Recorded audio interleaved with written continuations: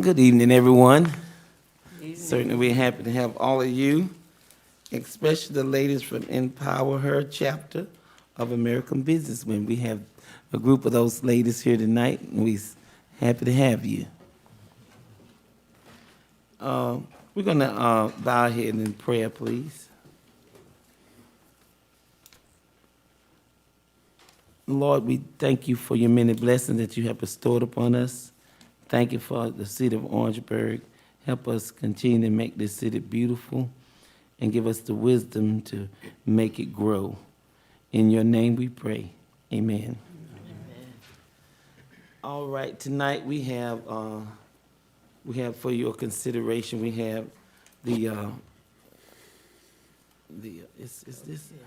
public hearing for the consideration of an ordinance amending the budget for the city of Orangeburg for the fiscal year beginning October 1, 2023, ending September 30, 2024, and adopting of commercial sanitation rates effective January 1, 2024. So is there anybody here that want to speak publicly on this amendment? Is there anybody that want to speak publicly in the public hearing? If so, you may come to the mic, state your name and your address. Going once, going twice, going again. Okay, if not, we're going to move on in the agenda. All right, item number 2, consideration of December the 5th, 2023 City Council minutes. Move the passage. Second. Motion made by Councilman Stroman, second by Councilman Kalu. What's the pledge of the council? All in favor? Aye. Any opposed? Ayes have it, the motion is carried. Thank you. We have an appearance from Ms. Rachel Jameson Holmes, and she will come up to the mic. And if you can, Ms. Holmes, state your name and your address, please, for our records. And if you want to empower her to come up, they may come up so we can see who they are. And your husband, he can come too. Y'all can come up if y'all would like. Thank you, lady.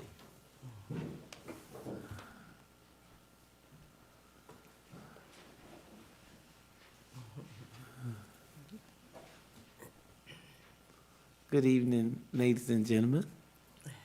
Thank you. Good evening. Michelle Jameson Holmes, 1170 Fisher Street, Orangeburg, South Carolina. On behalf of the members of the Empower Her chapter of the American Business Women's Association, our president, Dr. Gail Hamilton, and as the founder of the Empower Her chapter here in Orangeburg, we thank you. Thank you so much. I'll start over if it's okay. Yeah. I'm Rochelle Jamerson Holmes, 1170 Fisher Street, Orangeburg, South Carolina. On behalf of the members of the Empower Her chapter of the American Business Women's Association, our president, Dr. Gail Hamilton, and I, as the founder of the Empower Her chapter, we thank you for believing in the vision and legacy for generations to come of the Empower Her chapter here in Orangeburg, South Carolina. I started this chapter for women for all aspects of their career choices and the opportunity to enhance themselves personally and professionally, not only for the residents, but also beyond. Empower Her chapter is proud to celebrate 5 years here in the Orangeburg community.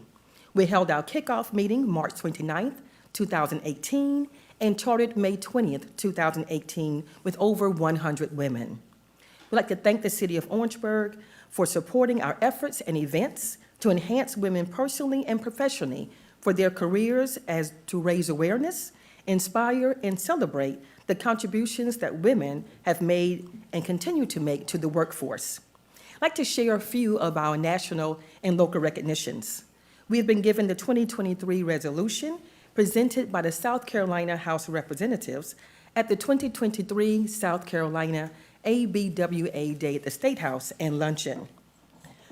For 5 consecutive years, we've received the highest honor and ABWA nationally the Level 1 Best Practices in League Management.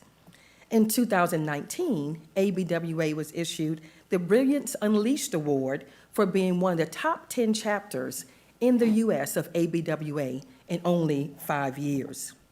A member of our chapter, Jessica Pagoin, currently serves as the Vice President of the ABWA South Carolina Area Council. Sonia Sims was just honored as the 2024 ABWA Top 10 American Businesswoman. Brenda Austin has been recognized as the 2023 ABWA Top 10 American Businesswoman. Shanita Montford, an educator here in the Orangeburg school system, was awarded a $30,000 scholarship, master's degree, complimentary, to continue her education by submitting for that master's degree scholarship in ABWA. Brenda Austin, Sonia Sims, and myself, we have been awarded the Kansas University MBA Essentials Graduate for ABWA. We have 2 students from South Carolina State University, Beja Hunt and Daniqua Brannon, that both have been awarded the Protege Award as far as the highest award for their first year in the association. Thank you, Terry Williams, for being a member representing the city. And I, Rachel Jameson Holmes, stand before you as the newly elected 74th National President of the American Businesswomen's Association. This was conducted this past October in Chattanooga, Tennessee. I am honored to represent the Empower Her ABWA chapter, my hometown of Orangeburg, and the state of South Carolina. I am proud to announce that a $10,000 Stephen Buffton Memorial Educational Fund Scholarship will be established in my honor as the 2023-2024 National President and will be offered in 2025 award year. I have designated that the $10,000 be awarded to a student to attend South Carolina State University or Claflin University. And the field of study is an open field of study. Once the application becomes available, I will share more information. The Empower Her ABWA chapter is planning several impactful events for Orangeburg County and South Carolina, so we continue to seek your support. We invite you to attend the 2nd annual South Carolina ABWA Day at the State House and Luncheon, March 7th in Columbia. The ABWA mission is to bring together businesswomen of diverse occupations and to provide opportunities for them to help themselves and others grow personally and professionally through leadership, education, networking support, and national recognition. We thank you, the City of Orangeburg. I'm going to ask our Vice President, Sonia Sims, to please bring a gift as a token of our appreciation for supporting us over this past 5 years and allowing us to come today to present this, our gratitude to you and all that you do for the Orangeburg community. And our saying is, we are sweet on ABWA and the City of Orangeburg. Thank you. Thank you so much. Beautiful. And Ms. Inside Holmes, your we gifts. just commend you all on your work and keep going forward. It is wonderful. And Thank we're you. so proud that you all represent this city. Thank you so much. Thank you. And because you all are always signing documents, you have the diamond pen. That's been given your gifts to continue to sign documents, and a nice charm inside as well. Thank you. so much. Thank you. We appreciate it. Let's give them a hand. Thank you. Thank you.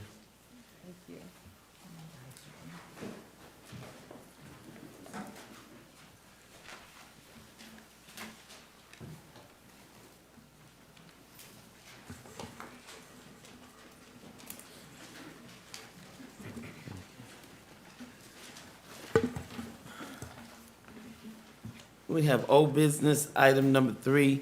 Ms. Evering is coming.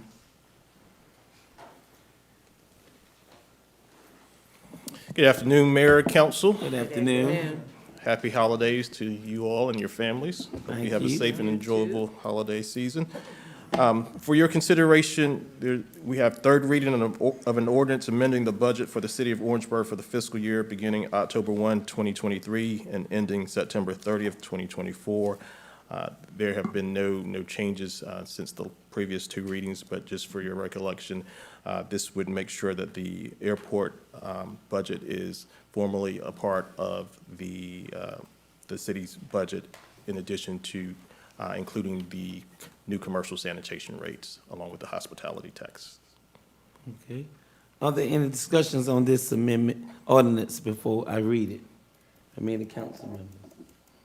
If not, an ordinance amending the budget for the city of Orangeburg, South Carolina, for the fiscal year beginning October 1, 2023, and ending September 30, 2024. We need a motion. Move for passage. Motion has been made by Councilman Kidd, Second the motion. second by Councilman Kalou. All in favor? Aye. Any opposed? Ayes have it. The motion is carried. Thank you, Mr. Everett. Thank you. Mr. Singh will bring us item number 4. Thank you, Mr. Singh. Good evening, Mayor and Council. Good evening. The item I bring to you is for third reading of an ordinance to amend Chapter 13, Building and Housing of the Code of the City of Orangeburg, and to amend the International Property Maintenance Code. This item, again, is looking at our International Property Maintenance Code and how we go about providing notices, and then also how we go about enforcing the codes from the International Maintenance Code. And I'll be glad to answer any other questions you may have. Are there any questions or discussions about this ordinance from any of the council members? If not, I'm going to read the ordinance. An ordinance to amend Chapter 13, Building and Housing of the Code of the City of Orangeburg, and to amend the International Property Maintenance Code. We need a motion. Move for passage. Motion been made by Councilman Stroman, Second. second by Councilman Knotts. All in favor? Aye. Any opposed? Ayes have it, the motion is carried. Thank you, Mr. Singh. Thank you. Ms. Terry Williams is coming at this time with item number 5. Good evening, Mayor and Council. Good evening. I stand before you to present the third reading of the ordinance to approve a change to the zoning district map from B1 General Business District to B2 Central Business District for properties located on Treadwell, Russell, and Boulevard Streets. In the essence of time, I would not read the tax map numbers unless council asked me to do so. A few reminders: the zoning change was a recommendation by the Planning Commission from the November 16th meeting. A copy of the map outlining the properties impacted by the zoning change was previously submitted in your packets, along with minutes from the meeting. And by definition, B1 is defined as general business, which means all the properties in that particular area are zoned for businesses only. B2 is considered an extension of B1, which provides for mixed use, both commercial and housing, and since Railroad Corner will be a mixture of both housing and commercial properties, it's more applicable. Okay. Are there any questions or concern for Ms. Williams about item number 5? About item number 5. If not, I'm going to read the ordinance. An ordinance to approve and change the zoning of tax map B from B1 General Business District to B2 Central Business District from the properties located. And I'm going to ask you all to read the properties, and I won't read all those tax map numbers like Mrs. Williams did not, and you all can read that. But,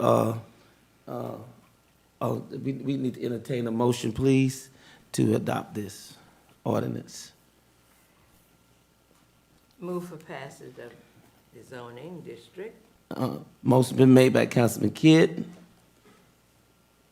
Second. second by Councilman Grievous. All in favor? Aye. Any opposed? Ayes have it, the motion is carried. Thank Thank you. you. Mr. Everett is coming with the new business, please, down at item number 6.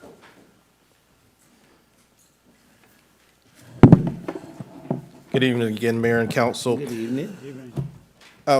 As you all know, every year, the Municipal Association of South Carolina hosts their Hometown Legislative Action Day. The day will be held on February 6, 2024, and this is an opportunity for you, along with other municipal elected officials from across the state, to visit the General Assembly and mingle and speak with our legislative delegation and other members of the General Assembly. Again, this is on February 6, 2024. We have a council meeting scheduled for that day, and we're asking for your consideration in canceling the council meeting so you all can attend the Hometown Legislative Action Day in Columbia. Okay. We would like to entertain a motion for canceling the February 6, 2024 City Council meeting. I move that we cancel the February 6, 2024 meeting. Motion has been made by Councilman Kalou, Second. second by Councilman Grievous. All in favor?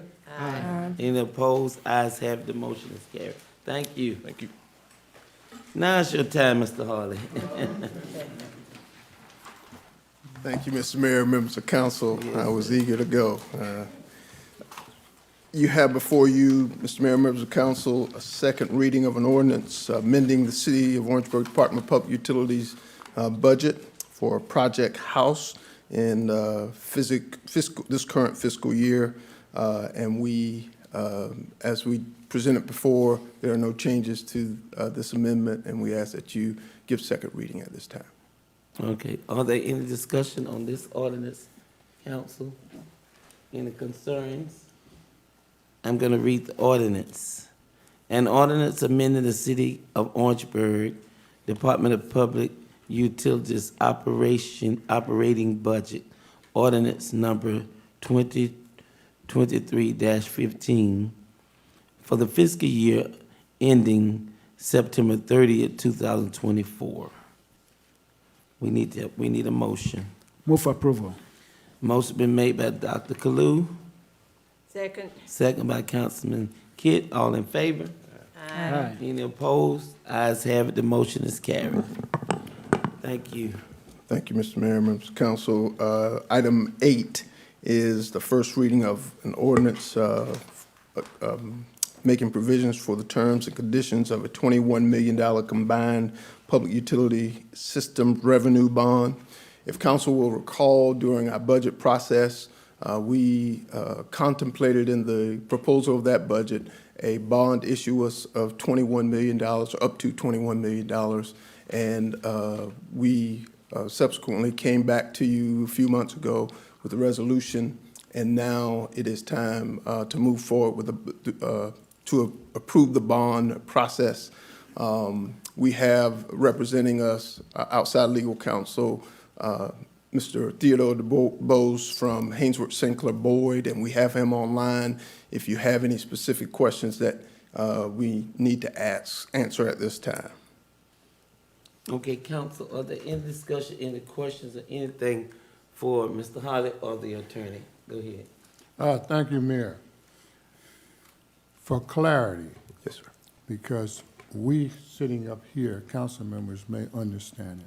For clarity with the citizen, could you give them a shoestring idea of what is being done? Yes, sir. So just to help with clarifying the purpose of the bond, as we discussed in our budget process, there are a number of upgrades and infrastructure projects specifically in our electric division that we need to attend to. And this is the bond, is the method that we're going to be able to do that. Without this, we cannot do the work. And so we are hoping that council will be amenable to taking that next step to approve the moving forward of this bond so that we can pay for our substations and all of the subsequent lines and power facilities that we need to continue to serve the citizens of Orangeburg. Thank you, Mr. Hall. Are there any more discussions? Mr. Holly, I just want to tell you that we are so grateful for the upgrades that you all are making, because that make our service more efficient. Because certainly when the lights go out, they do call us. Yes, they do. Things go wrong, they do call us. So we want to keep everything up to date and more efficient. So we thank you for putting up an umbrella before it rains. Well, I just want to extend thanks to council for your ongoing support. We, as you know, since over the last 5-6 years, we have really been investing in all 4 of our utilities in a significant way. So we have really taken a focused effort to improve our infrastructure, and I thank you for your support in us doing that. I want to ask something since we're talking about electricity, because I ride around the city all the time. Are y'all doing an ongoing study about where we need more lighting? Yes. Because I mean on that in Ms. Knott's area over there, on that bypass, it's so dark over there. It's very dark, and people walking around there. So I would like. What street particularly? Stonewall Jackson. Stonewall Jackson. Stonewall, okay. That area, right, especially at that curve near Murray Road. And then those apartments, right below there. Hampton Chase and, what is it, Dogwood, I I think. thought we looked at that area, but maybe we. Yeah, it is, as But it's the mayor still said, dark. it is dark. It Okay. is very dark over there. And if you can give us, if you can get back with the council and give us like an update on streets that are dark, because I mean some of these streets are very dark in the city. So we met with Chief Austin and his staff this week, and that was a topic of conversation. So we've relied on them as well as council members and members of the community to point out, help us find streets that are dark. Of course, we do a constant check of the lights, but some people like it brighter in their area than some people don't. So we get complaints when we turn up lights as far as they can go, because it gets it pretty bright. One lady has commented to our staff that she doesn't like it because now she can cut grass at night, and she doesn't want to be able to do that. So we have to try to measure in each neighborhood. I think the sensitivity is different. Yeah, for an example, the other night, I was going home, and I went down Riverside, and I got around that curve almost down at the Richard them house, and when a girl was walking down there with jeans on, I had hit them brake, and she had on dark clothes, and she was walking, and if you hadn't had the light right now, I don't know, because I mean I didn't recognize her. I got up on her, so that's why if we do it for safety. We need to do it for safety. If we don't do it for anything else, for safety of the people, especially in the city. I wish we could make a joint effort with the county, which I have no jurisdiction. We have no jurisdiction with the county, because out in the county, it's dark out there. It's very dark, pitch black out in the county. We stop at the city limits. Yeah, I wish we could make a joint effort like we used to do. We used to talk with the county, and we kind of talk with them, but I just wish because we provide the county light service, don't we? Yes, they have and they can pay for tax districts it. that We they can get a right. Yeah, I mean that's just one of the joint effort. Y'all, what y'all think about that? That's, yeah, we need to. What y'all think? I think so. Mr. Harley, so as I'm traveling through my district, are you asking that as I try not to do it at night, but like maybe dusk dark, where I can actually see? And as the mayor stated, there are some areas within the interior opposite Stonewall Jackson, certain streets, and we're trying, as it was stated earlier, to mitigate the crime as well. So as I come into, as this has been reported to me by citizens, would you like for me to pass that on? to Yes, you as please. well? If anybody has a list of streets, that would be very helpful for us. And so when we put up lights, we kind of do what we've done until we hear, again, a customer or someone who lives in that community that says, that neighborhood that says they're too high or too low. And so we make adjustments based on that. Some of the lighting, again, the newer lighting is really bright. And so we try to be mindful of folks who may not want it as bright. So we have a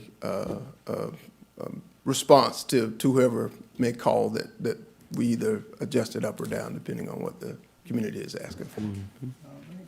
Thank you. Thank you. Okay, if there's no more discussion, and an ordinance making provisions for the term and conditions of a 21 million combined public utility system revenue bond for the city of Orangeburg, South Carolina, authorized by the bond ordinance of the city of Orangeburg enacted January 21st, 2004, as amended, and other matters related thereto. We'd like to entertain a motion, please. So moved. Properly moved by Councilman Hannah, Second. second by Councilman Knotts. Not. All in favor? Aye. Any opposed? Ayes have it, the motion is carried. Okay, Mr. Mayor, members of council, I'm going to get out of the way, but I want to introduce this topic. Mr. Nexon and some staff from the department have come to talk about it, but you know that the DPU partners in the Project Good Neighbor program with CCMO, and we want to make sure that people during this time of year are aware that we still have that program going. And so what better time than at a council meeting to remind people of that and how beneficial it is to the customers that need assistance during this time of year, as well as other times of the year. So I want our staff to be able to brief you on that and what we've seen over the last several years with the Project Good Neighbor program, and encourage people to continue to contribute. Thank you, Warren. Good evening, Mr. Mayor, members of council. Good evening. Oh, Tara, come on now. And I don't see Miss Barbara. Oh, Mr. Eddie. Let me just say one thing. This is Reverend Williams. He is the pastor of Trinity United Church, United Methodist Church. We're happy to have him. He's a friend of ours. Thank you, Reverend Williams. And also the chairman of the board of CCMO, right? Yes. So I'm gonna give you a 30-second rundown. I'm gonna get out the way and I'm gonna give you the thumbs up. You can go to the next slide. Project Good Neighbor was started by DPU in coordination with CCMO in 1989. 100% of the funds that are collected by the DPU from its customers are donated back to CCMO to help those folks in our community who are in need. Next slide. Mr. Roy Michaels, who was my predecessor's predecessor, who was worked at DPU for a long time. I'm not quite sure how long, but a long time. Helped start CCMO, and everybody who works at CCMO is a volunteer. Right? Nobody's paid anything, and the folks up there do the Lord's work. I mean, really. I mean, they every day they're up there helping folks. So. They saw the needs of those less fortunate and partnered with DPU. Next slide. That's just a little bit about CCMO. You can go online. They're based out of the county building right there by the YMCA on St. Matthews Road, correct? And folks can call Monday, Wednesday, Friday, 9:30 to 11:30 if they need help. Next slide. And this is just a summary. I'll brag a little bit, and then I'll give you the kind of bad news. Since 1989, we've collected over $1.2 million to help folks. That comes from everybody who has a DPU bill. They contribute, as well as employees. And about half the money that CCMO gets, the last time I looked, which was about 3 or 4 years ago, about half their money comes from DPU. They also get direct contributions from the churches who are member organizations, right? And so that's good news. The bad news is over the past 5 years or so, you can just see that little trend line. Our contributions from customers have been going down. We've actually added accounts, so we're using this to try to get the word back out. I think it's just that it's kind of falling off people's radar. So we're gonna try to make it easier for folks to give money so that we can help more folks. I'll hand it over to Sarah. As you've heard to the mayor and to the council, those who are helping with CCMO are 70 and older. And I applaud them each and every day about what they do and all that they do to help the citizens here in Orangeburg County. They are a wonderful group to work with, to see them to do what they do, as you just heard, volunteering of their time, their talents, and their service. It speaks volumes to the care and what they want to do here in this great city of Orangeburg. We cannot do what we do without the help of DPU. We are grateful, we are thankful for what DPU is doing through and for us. Just the other day, I shared with some individuals, I call us a one-stop shop because we're helping people with food, utilities, and there sometimes we're trying to help them with housing. And so when you think about folk coming in, if you ever around the Y about 8 o'clock, the line has already started. The line has already started. I was there the other day, and we had to really stop because we ran out of funds. And it's terrible to tell folk, that's it for today. What do you do then? And so on behalf of CCMO, I'm here tonight to say, first, thank you. First, thank you. Cannot say it any louder, any better than to say thank you. If you can really get the word out to continue to support us, if you know any individuals who would like to come and volunteer to help us, it is desperately needed. Again, 70 and older.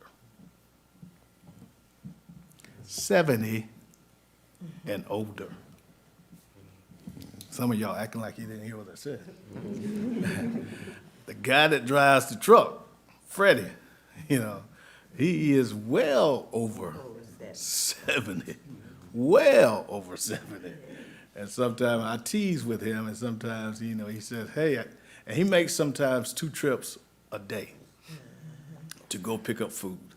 And so I'm just happy to be with them and to share with them, to help motivate them because of what they do, And again, on behalf of them, to show up to say to you, thanks for all that you're doing to help us, to help the citizens here in Orangeburg County. Thank you all so much. Oh, I'm gonna be the last one. So we want to make the process very easy. Anybody can call customer service. We do have a form that you have to sign because you're gonna be adding a charge to your account. So we want the account holder to be aware, because sometimes authorized people will call that we can give information to. We want the account holder to sign acknowledging how much they want to give, and we'll gladly add it to the account. If they can't come in, they can call us, we can email them the form, they can email it back. Just trying to make the process as easy as we can, and they don't have to necessarily make a trip. okay, that's wonderful. Because now, a certain time of year, we're supposed to sign up. Did we do it this year? We'll get you right after this meeting, Ms. The Kitt. council members. Right, so it's coming up Oh, it's so the coming forms up. have It come out from hadn't come up HR. yet. Right, and so they're asking to get them turned in by like next week, Okay, so that they can start for good. January, whatever you want to do. Okay, going because I forward. thought I missed it. No, ma'am. Okay. I will add, I think part of the, if you look at the trend line going down, it also represents a change in how we've done business over the last 5 years. A lot of our payment has moved online and away from the normal process. So people used to come in and fill out paperwork and pay their bills, that's less of what happens today. And so we need to, as Tara just pointed out, to make people aware that it's still available and you can get it a different way. Yeah, We used to have an insert that we mailed out in the bill, okay. and they would fill it out, sign it, and send it back with their payment. But like you said, a lot of payments are online, over the telephone, so Okay. they don't get the bill. You know. And I'm just encouraging all of us, the council members, to increase the one that we have now, because it is a need. Yes, ma'am. And we see it out there. We have got to help our people. Yes. Yes. Okay. Yes, Ms. Rivers, I don't know how I received the information, but I did receive mine because I called HR and worked mine out. So I don't know what happened, but I got mine. Miss,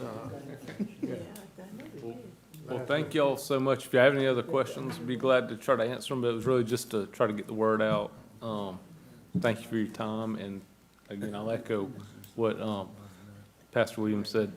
Just thankful for the folks that work up there.